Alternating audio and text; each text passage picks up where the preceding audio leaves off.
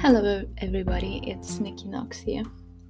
So I was going for a walk a few minutes ago, and I thought I'm gonna go get some fresh air after work, and then I'll come home and see if I want to write something, or I want to record another podcast, or just do something creative with my day. I saw a genius quote. I can't remember for the life of me where I got it from, where it said, "I have been created to create.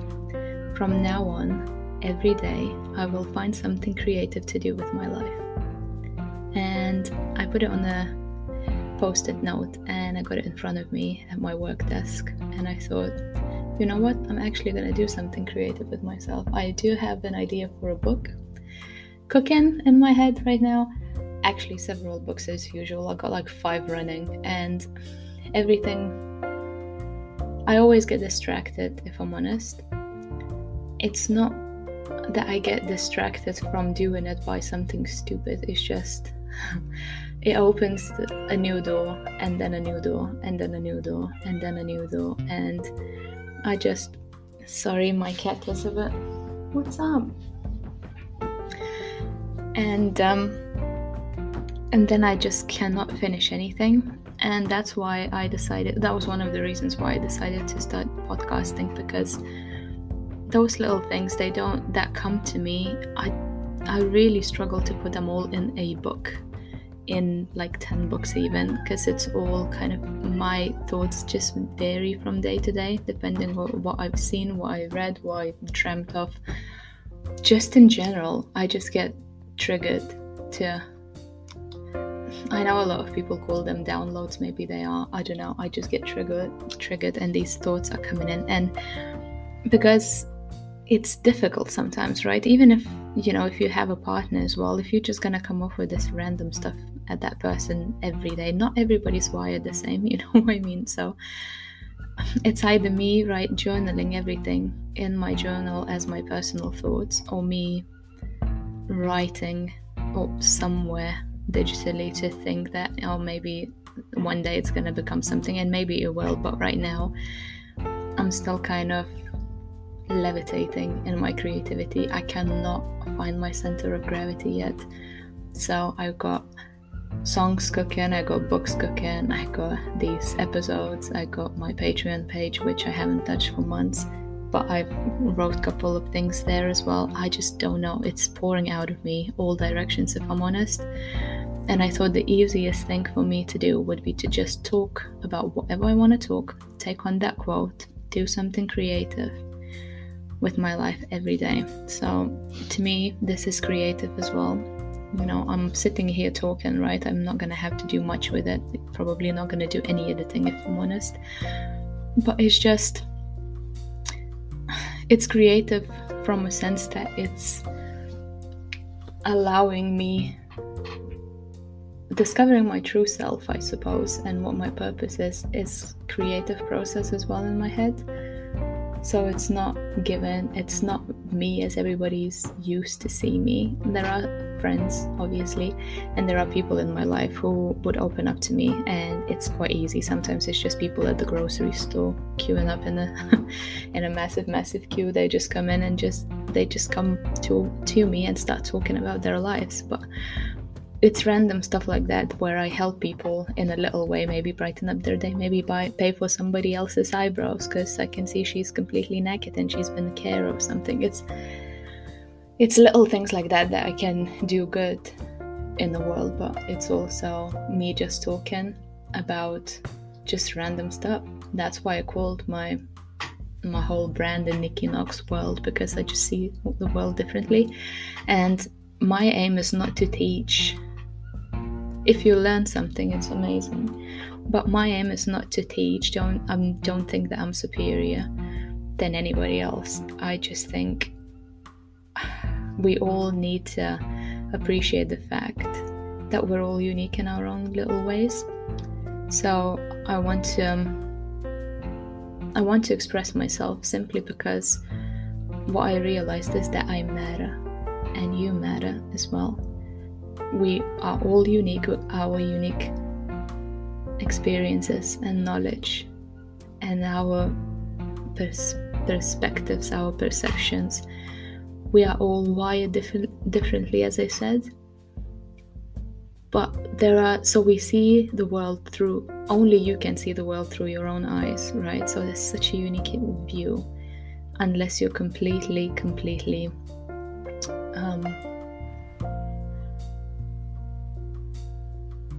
surrendering to other people's wishes and desires, and you have zero control of your own life, or you think you don't. Maybe it's even for those people as well, because it only takes one person to say something. It takes one song, it takes one book, it takes one quote to change, to spark that light in you, to spark that fire in you, that creative fire. And it doesn't necessarily have to be creative. It can be just that light bulb moment where you suddenly realize that you've given away control of your own life to somebody else, and it's time to change. It could be just that. It could be you just suddenly realizing that you're cooking and cleaning every day and you absolutely hate that, and there's another 5 people living in your house. Nobody's doing fuck all, nobody's doing anything basically, and you're doing everything for everybody. Why do you have to park your own life to just cater to everybody else so they can live their own lives exactly the way they want to? And then the most annoying thing, 80% of the time they won't, you know. You know what I mean? I understand when let's say like politician wives, right? They have to park their own lives. They do have their own things to do. I'm not saying they completely park their lives, but the big chunk of their life is dedicated towards supporting their partners, right? That's just an example. Okay, but at least their partners are doing something good in life.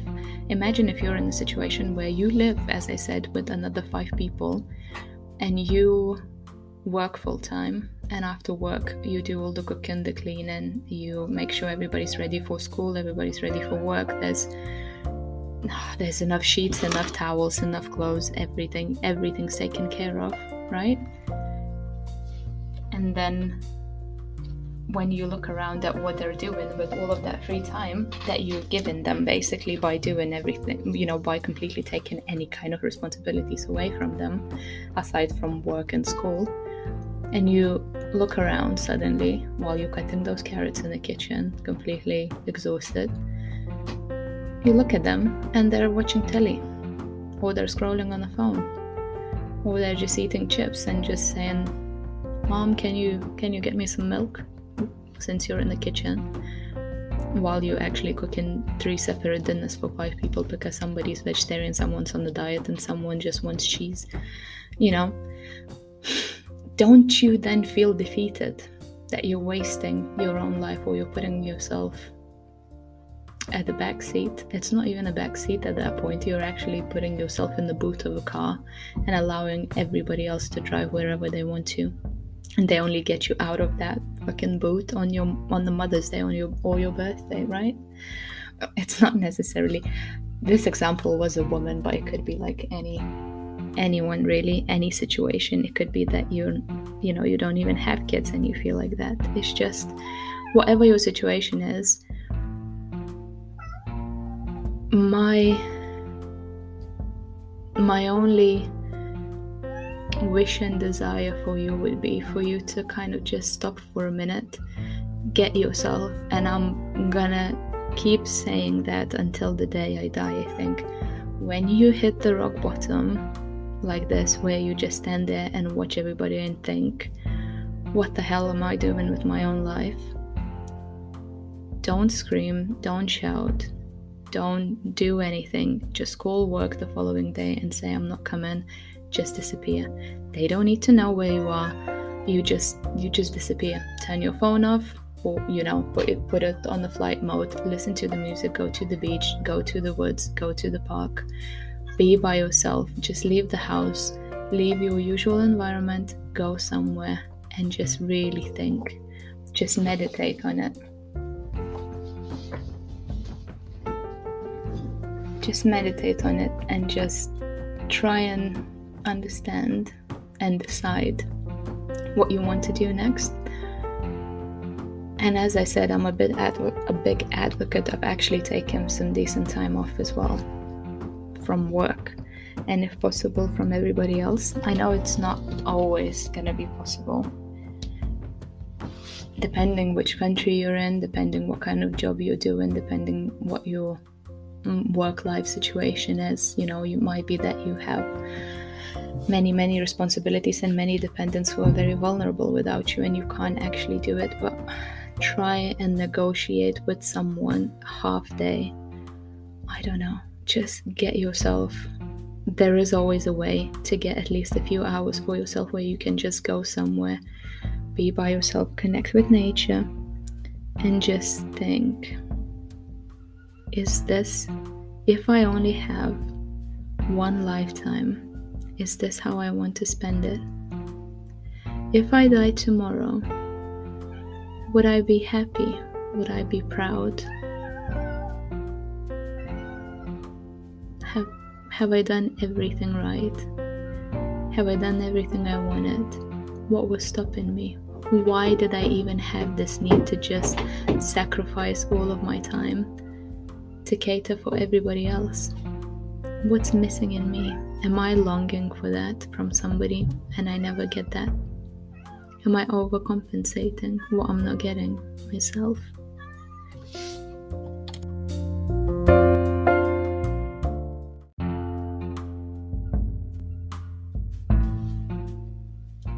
Really think for yourself. Is this the life that I deserve? Is this the best I deserve? I'm pretty sure the answer is gonna be no, because you're not actually living your own life. I've been there, I'm not judging. Everything I'm saying, it's from my own experience. Either I experienced it myself, or I know somebody who experienced that. There's no judgment in here. I'm just talking things that are coming to my mind that people don't talk about. There's never the right time to talk about it. You don't want to feel, especially if you're a really caring and giving person, you're never gonna find the time. It's never gonna be your priority or even on to-do list to put yourself first. It's never gonna be there. It's never gonna be. Who are you gonna talk to? Everybody's got their own little things going on. Everybody, if you're the carer, if you're somebody, not an actual carer, it could be, as a profession, but if you're a giver, let's say, right? Because there are always in the world, there are always givers and takers, right? If you're a giver and you're so used to just dragging and pulling everybody else's weight as well as your own to protect them, to help them, to assist them, one thing you may not realize is how strong you are. Because people who put all of that load on you, they can't even carry their own load. You're carrying your own load as well as everybody else's. Ponder on this for a moment. Can you imagine? Can you actually fathom how strong you are? You have some inhumane strength to be able to do that. You have some divine compassion that's beyond what a common human being would have to even do that without being asked, because I'm pretty sure nobody's even asking. You just do it for them because you can, because it's easier for you, because you're more organized, because you have more life experience, because you don't mind, because you can drive, because you're a carer, because you're a giver, right? And then if you're one of these people, more likely than not, you're gonna find it really difficult to share that load with somebody. You're almost gonna take it as a weakness if somebody actually notices that you're doing too much. Or if you find the person, let's say if you were a single, right, doing all of those things by yourself, looking after your ill parents and you have kids to look after and you're there for all of your friends and you're doing this charity work and volunteering and you're doing this and that, right? You never had, and you're like always lonely being around people, helping them, and it's almost your attempt to have that connection. And imagine if you found somebody who sees you for who you are, who sees you and acknowledges how giving and caring you are, and that person tries to talk you out of doing so much for other people and just being there for yourself, just enjoying yourself, slowing down, putting some of those burdens down, and just making a room for that person, making room for love. Love is there for you. It's likely that person was sent to you because you've done so many good things as well. You know, there's good karma as well. But then, don't you kind of feel like you're blocking your own blessing at that point? Because you find it so hard to share the load with somebody. You find it so hard to let go. You find it so hard to just speak up and tell the people you've been caring for that enough is enough, that you also have boundaries, that you also, something changed in your life, something good happened, you found somebody and you can no longer do this. You cannot find the strength in yourself to say this to them, right? So you carry on because it's easier. So then you disappoint yourself when you do that. You disappoint your new person who was your blessing, likely. And you feel like you've disappointed the others, the people that you were caring for. The truth is, at that point, that's when you see the true faces of those people. Anybody who actually cares for you and who's actually grateful for what you're doing, anybody who genuinely needed your help and didn't take it for granted, under those circumstances would say, I'm so happy for you. Of course, just, let me know, let me meet the guy, let me meet the girl, you know what I mean? They would be genuinely happy for you that you finally found somebody. Anybody who gets offended, disappointed, guilt trips you, tries to make you feel guilty for abandoning them, they may use that word, makes you feel guilty for having your own life, living your own life. And you know what, because you're a giver, you're actually gonna take that blame, you're gonna take that guilt, and you're gonna allow it to eat you up. And you know what, those people shouldn't be in your life. I don't really need to say that to you. It's not gonna help. Just me saying it's not gonna help. You need to realize it yourself. You feel free to just test it, even if you don't have a person, just say, I don't know, I've got this creative inspiration, or I want to do this and I want to do that, or simply, I can't do this anymore, I'm tired, or whatever. Just whatever reason you're gonna give, just try and do that and see how people react. You will it's gonna be within moments when you're gonna realize who are actually sucking the life out of you, who are the takers, and who are people who genuinely needed you. Do that test anyway. I think it would be a good test, just to see what kind of people you surrounded yourself with. There's another saying that I heard that really helped me draw the boundaries as well, because I'm a giver by nature. The saying goes, and I never know who those sayings are by, so if I'm gonna get sued at any point, I don't know, it's freedom of speech, people. The saying is, givers need to draw boundaries because takers never will. They're just gonna carry on taken and taken and taken until you draw boundaries. That's the only way. They will never, the true takers will never, ever, ever stop taking from you. They will never stop guilt tripping you.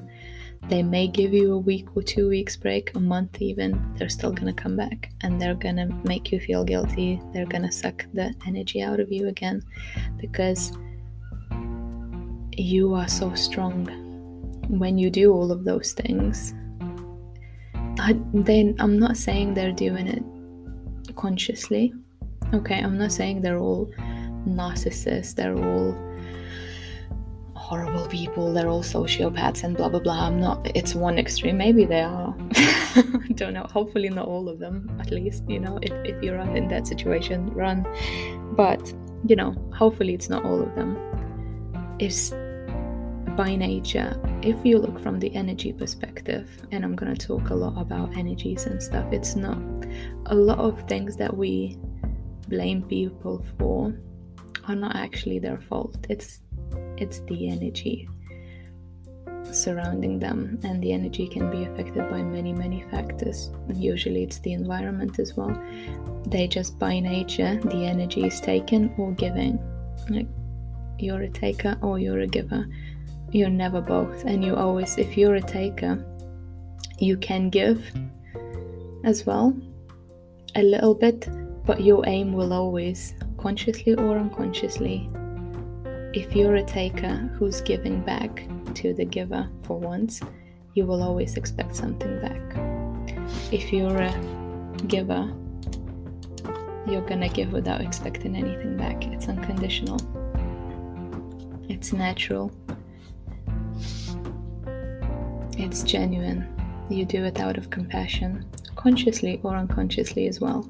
The difference between givers and takers is that although takers can give with the underlying intention to get more, givers in general,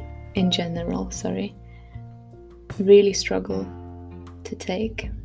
If somebody gives us something back, we overcompensate and give them more, because by nature, we imagine this, we give everything. We give our energy, our time, our love, our compassion for free, right? We share our knowledge for free. We share our wisdom, our advice. We lend a helping hand for free, right? Without expecting anything back. Imagine when somebody gives something back to us, we feel, oh my goodness, this is so nice, and we give that person the appreciation we never get, because that's what we crave, consciously or unconsciously. Again, that's what we really crave, that equal give and take that never happens to us until we find the right people to surround ourselves with.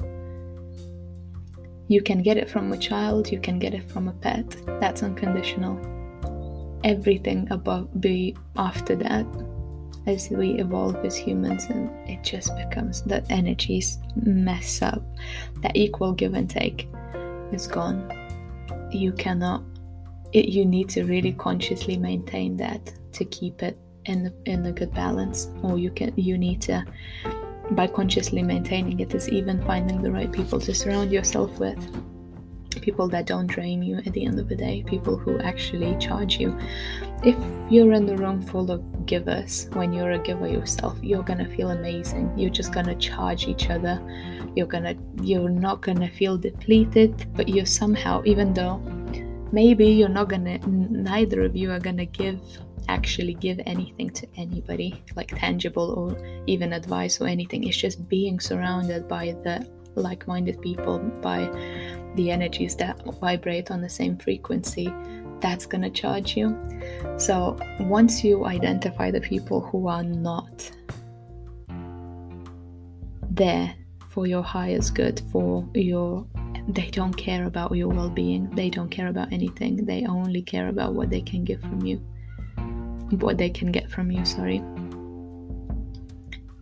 Once you reach that point where you actually surround yourself with the right kind of people, your world is gonna change. And if you're anything like me, and you spend decades of just giving and giving and giving, you're not gonna want anybody around for a while. It's been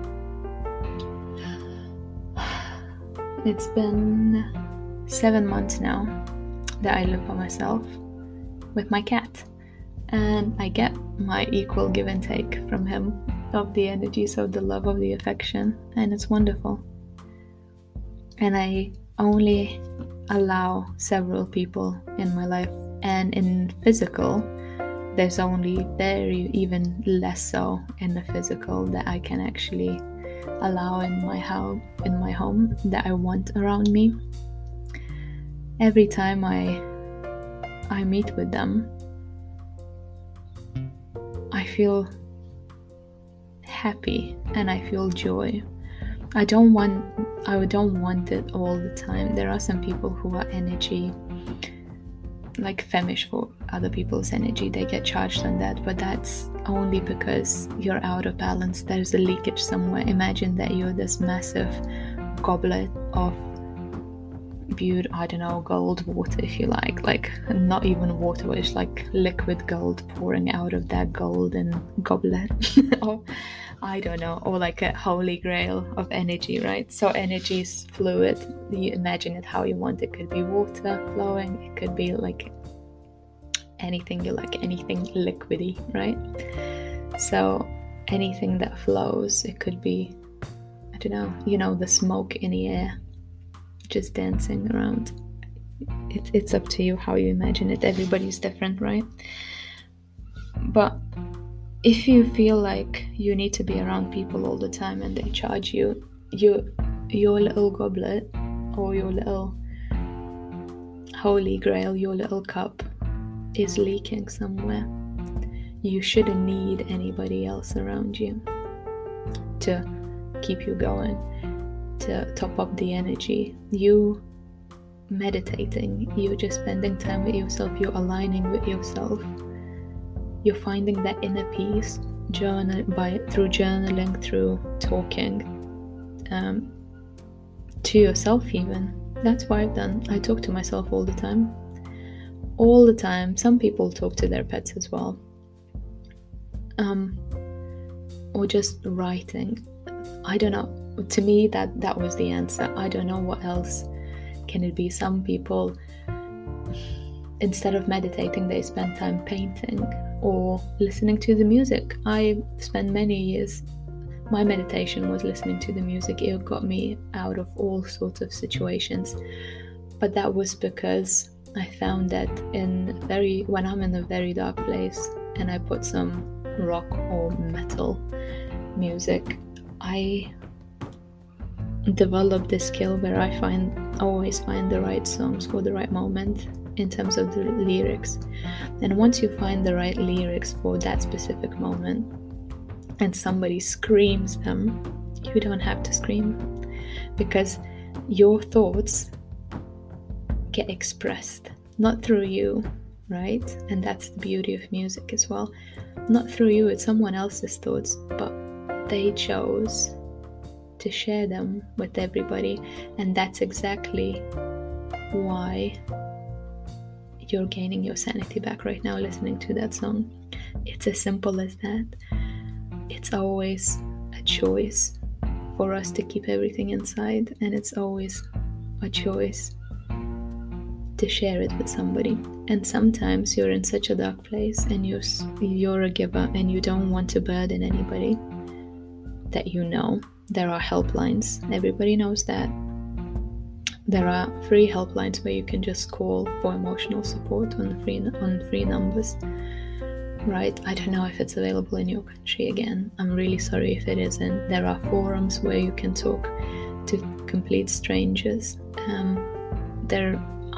I swear to you, there is some kind of support somewhere.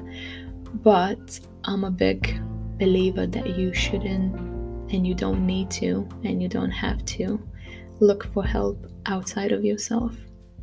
It could be that in my situation, when I was completely spiraling and just in pieces and crying for weeks, just couldn't stop crying, and I was just swinging in one place as if I'm completely lost it.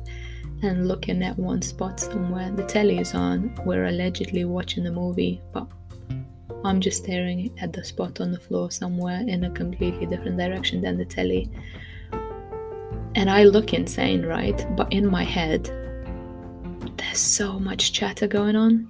That telly, I'm just, I might as well to look sane, could have stared at the telly, I suppose. But there was so much chatter in my head, and that's when you need actual help from somebody just to silence that chatter. And the way it was explained to me is in terms of beta blockers, for example, was that instead of going up and down with your moods, they would just keep you in the middle, steady, and you're just in the middle. And then all of that chatter is going on, and all of that chatter in your mind, is going on, and your regular life is happening as well, and you're just at the middle, head above water, right? And you're hearing everything and you're seeing everything, and that's when you can deal with things. When you're not seeking for help, right, and you're not getting that, it's gonna be up and down like a bloody roller coaster until at some point you're just gonna fall off that roller coaster. It cannot go non-stop. It stops at some point. It always does stop, and you need to stop at some point as well. You can't keep going and going and going. Don't compare yourself. I don't know, I can't stress this enough. Never compare yourself with anybody else. Don't compare yourself with other people who have it worse. There's always gonna be someone who has it worse, right? Always. Get that out of your head, get it out of your head. It's your life to live. It's your story. Your feelings matter. This whole project of Nikki Knox World is to help you see that my slogan is, hey, what about me? Right? Everything's happening in the world, and there's so many horrible things happening. You cannot worry about them when you're down in the mud yourself. When you're feeling like you're cutting carrots and the whole world is slowing down around you, and you have nobody around you but suckers, basically, who just suck the life out of you. When you reach that point where you just think, what the hell am I doing with my life? I'm not even living it for myself, I'm living it for others. And it's a noble thing to do, but it's also not the point. You only have one life to live. They have only one life to live. I'll tell you one thing that really broke so many bridges in my mind.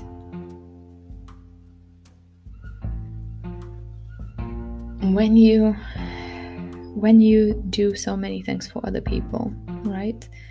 What you're really doing, and this changed me so much, what you're actually doing when you take on their burdens on your own shoulders, you are taking away the opportunity from them to grow and learn and develop and progress in their own lives. Ponder upon this for a second. They will never learn, and it's because you took that opportunity away from them, because you do it for them. How are they supposed to learn? You don't allow them to learn. You're like over-caring mother. They can be adults, they can be your own parents for all I care. Their lives are not yours to live. They need to put their big boy, big girl pants on and get on with their lives. As harsh as it sounds, that's what needs to happen.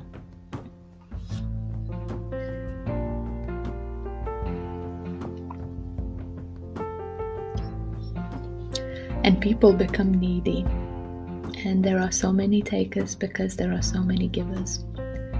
We are like energy donors for them, but it's also, we need to take on the accountability for the part we play in that. I was completely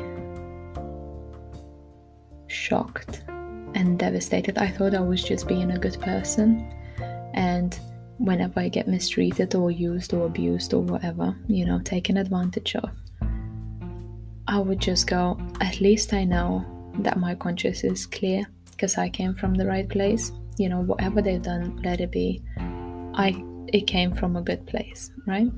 And I thought that's the key, right? As long as everything I do comes from a good place, that's the key.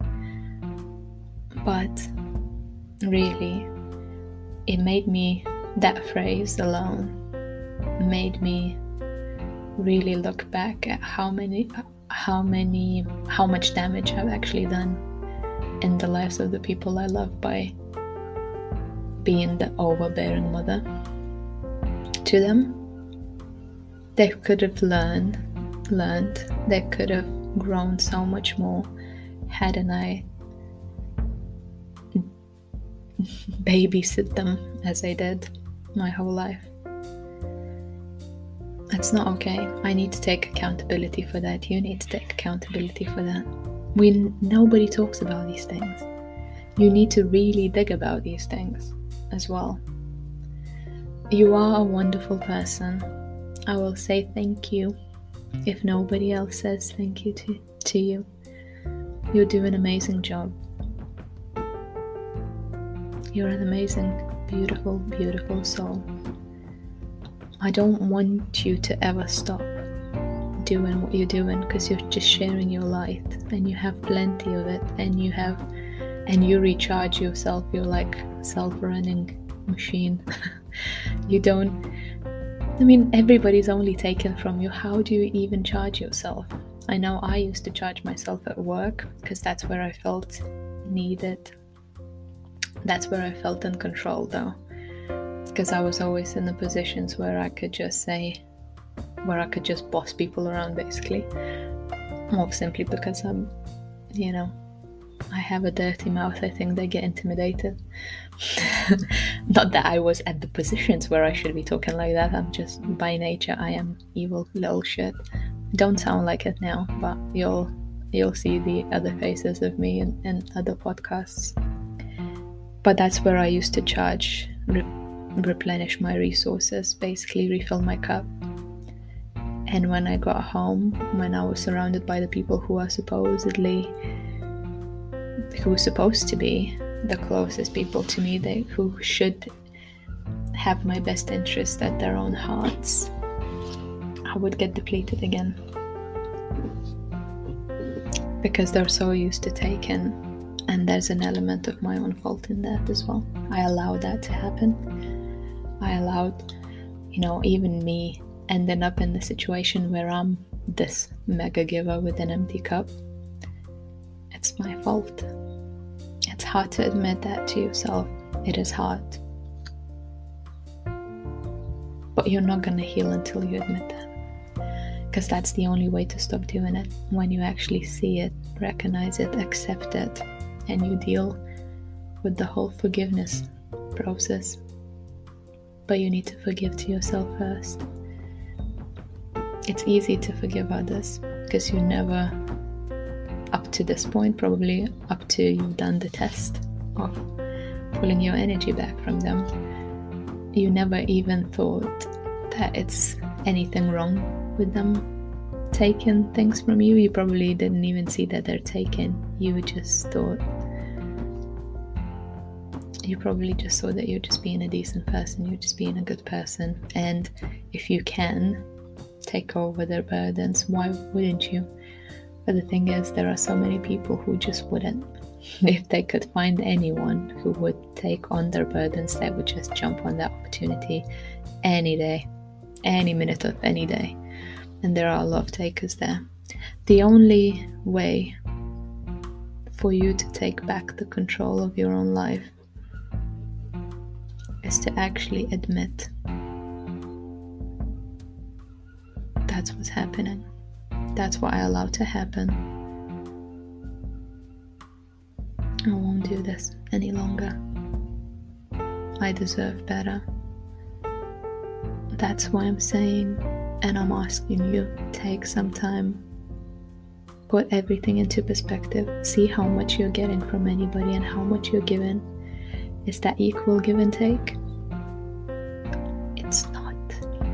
I'll tell you a secret, it's not. So what are you gonna do about it? Where do you start? How are you gonna deal with this? It's up to you, my love. The only thing you need to think about is, wait, what about me? This is Nikki Knox. That's it for today. Let's talk about it another day. Tell me in the comments of what you've done.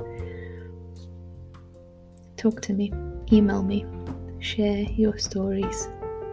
Don't share your stories. Go and find some quiet space for yourself, preferably in nature. Do yourself a favor and really think about this, really ponder on what I talked about in this podcast. Do it for yourself, because you deserve better, my love. I love you, Nikki.